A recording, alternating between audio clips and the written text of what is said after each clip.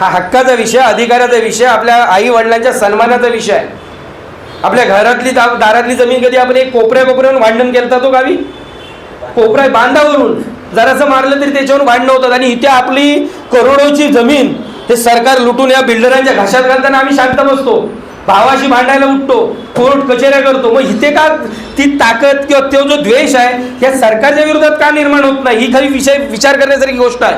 अरे करोडोला लुटलं या सरकारने आम्हाला, या व्यवस्थेने आम्हाला. इथे कोणाचाही मोठेपणा करण्याची गरजच नाही.